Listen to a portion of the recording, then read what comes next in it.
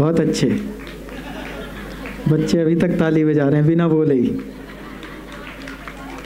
हम जैनियों को ऐसे ही बहकाया जाता है, होता जाता कुछ नहीं है, तालियां बजा के कहते हैं खुश रहो।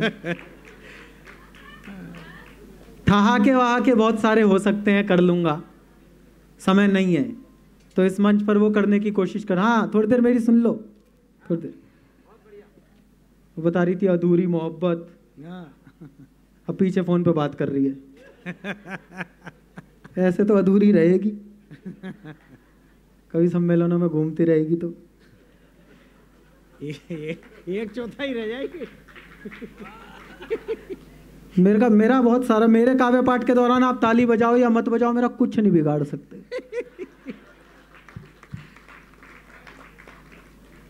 क्योंकि मेरा 8 साल पहले ब्याह हो लिया। अब क्या ब्याह? हरीश भाई साहब 8 साल में उसने मुझे इतना ज्ञान दे दिया जो ऋषियों को करोड़ों जन्मों की तपस्या के बाद प्राप्त नहीं होता। Very good. मेरी नई नई शादी हुई, मैंने दिनेश भाई को फोन किया, ये सीनियर पति हैं, ये पतियों की दुनिया के सौधर्मिंद्र हैं। मैंने इन्हें फोन करके पूछा, मैंने कहा भाई साहब मुझे कोई ऐसी टेक्निक बता दो कि मैं अपनी लुगाई का जन्मदिन कभी ना भूलूं। कसम है केवल वो लोग ताली बजाना जिन्हें बात समझ में आए। मैं कहा भाई साहब मुझे कोई ऐसी टेक्निक बता दो कि अपनी लुगाई का जन्मदिन कभी ना भूलूं। बोले एक बार भूल जा। वाह चिराग जियो। भाई साहब मैं समझ गया आगे सुख से जीवन कैसे जीना है। ऐसे ऐसे सवाल करती है दुनिया में, कोई माई का लाल उनके जवाब नहीं दे सकता। अभी पिछले दिनों मेरा जन्मदिन आया तो मुझसे पूछने लगी जानू मैं तुम्हें बर्थडे पर क्या गिफ्ट दूं। मैं कहा तू मेरी बात सुन लिया कर, ये गिफ्ट है। घर में हंस बोल कर रह लिया कर, कभी ये बड़े बड़े कभी घर आ जाए इनकी इज्जत कर लिया कर, इतना बहुत है। अगली ने 2 मिनट तो सोचा जी, फिर बोली ना मैं तो गिफ्ट ही दूंगी। बहुत अच्छे चिराग। काम तो गिफ्ट से ही चल रहा है साहब, वो वही करती है जो वो करना चाहती है और हमसे भी वही करवाती है, हमारी कोई औकात थोड़ी। अभी देखा नहीं दादी कैसे ले गई।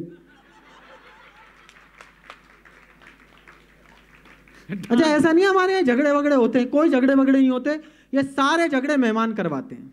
और पिछले दिनों पंडित जी आ गए मेरे घर, मैं अपनी वाली के साथ खड़ा था, देखकर भावुक हो गए। बोले चिराग जैन तुम्हारी जोड़ी तो राम सीता जैसी है। मैंने कहा जी खाक राम सीता जैसी है ना, ये धरती में समाती ना, इसे कोई ठाके ले जाता है। अरे बाप रे, बहुत अच्छे चिराग। तब से हमारी तो ऐसी चल रही है। ये सब ठहाके आप लोग यूट्यूब खोजोगे सब मिल जाएंगे। मैं कुछ वो सुनाता हूँ जो इस मंच पर मुझे सुनाना चाहिए। ये 2-3 मिनट मैंने इसलिए किया ताकि आपको भी लग जाए मैं ठीक सा हूँ, क्योंकि उधर पीछे इंद्रेश जी ने श्वेता से नंबर लिखवा लिया था, तो मुझे लगा कि मुझे भी बुला ले जब वो कार्यक्रम कराए। तो इतनी अपनी अपनी मार्केटिंग होती है कि राष्ट्र के निमित्त। अब जिंदा होकर बैठना, अब मैं आगम बोल रहा हूं, अब मुझे आप लोगों की निश्चलता कमजोर कर देगी। क्या बात है कि राष्ट्र के निमित्त बलिदान कैसे करते हैं, भामा शाह वाली वो कहानी मत भूलना। वाह। आस्था के बल पे जो कर्मों से जीत गई, महासती मैना जैसी रानी मत भूलना। सत्य के लिए जिन्होंने प्राण तक त्याग दिए, अकलंक जैसे महादानी मत भूलना। और अब तालियां रोक सको तो रोक कर दिखाना कि अकलंक जैसे महादानी मत भूलना। और राजुल ने जहां धोई मेहंदी सुहाग वाली, गिरनार का वो लाल पानी मत भूलना। राजुल ने जहां धोई, एक सरकारी फरमान हमारा तीर्थ हमसे छीन लेगा। हमारे पुरखे इतनी गहरी छाप लगा कर गए हैं कि पत्थरों की औकात नहीं है कि अब तक उन छापों के निशान अपने ऊपर से। क्या बात है, वाह। महावीर की अहिंसा निस्तेज की अहिंसा नहीं थी।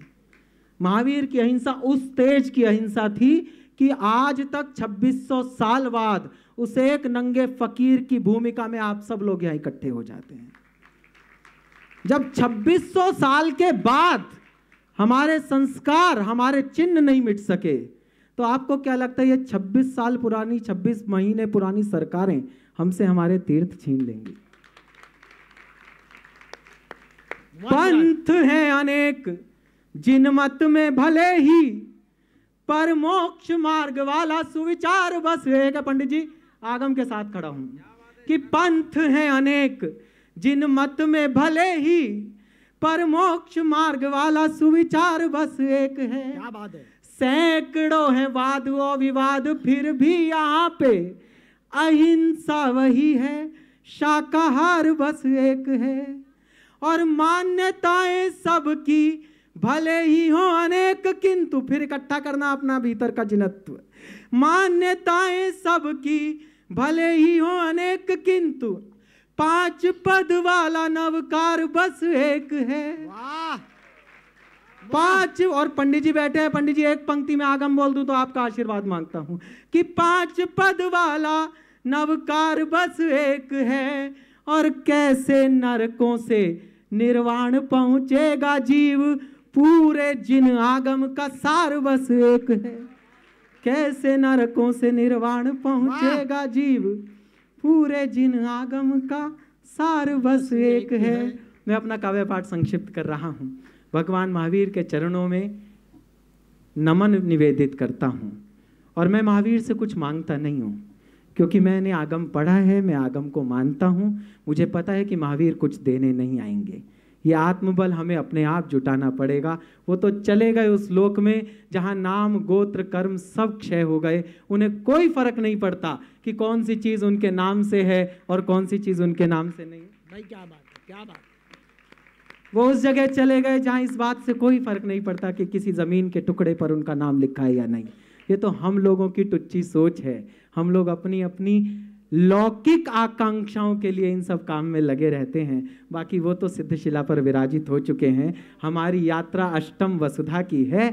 हमें दुनिया की कोई ताकत हमारे तप त्याग से अलग नहीं कर सकती। जैनियों के इतिहास ने वो दौर भी देखा है जब महीनों तक हमारी पुस्तकालय जलते रहे, महीनों तक जिनवाणियां जलती रही, लेकिन उसके बाद भी एक अकलंक ने एक सूत के धागे से पूरी दुनिया को फिर से बता दिया कि हम हैं। तो हमारी शक्ति बहुत बड़ी है, उसे कमजोर करके मत आको। अब मैं उसे बुला रहा हूं जो भारत के जन जन को भारत की शक्ति देने का, शक्ति बोध से जागृत करने का सामर्थ्य रखता है। एक ऐसा कवि जिसने आज भी सुबह जब उठा होगा तो धरती का तिलक माथे पर किया होगा, क्योंकि बहुत सारे लोग वीरता की बात करते हैं, लेकिन आशीष अनल लखीमपुर खीरी से आने वाला एक ऐसा रचनाकार है जिसने वीरता को अपनी अंतस में स्थान दिया है। अगर आप महावीर के वंशज हो, अगर आप शक्तिशाली अहिंसा के वंशज हो, तो ये सदन जोरदार तालियां उठाए। मैं आशीष अनल जी को बुला रहा हूं और अनुरोध कर रहा हूं कि अब इस सदन से कोई ना जाए, क्योंकि उनको अकेले को सुनने के लिए देश के कई प्रधानमंत्रियों ने कई कई साल प्रतीक्षा की है। जोरदार तालियों के बीच एक बड़ा कवि आपको सौंपता हूं, आशीष अनल।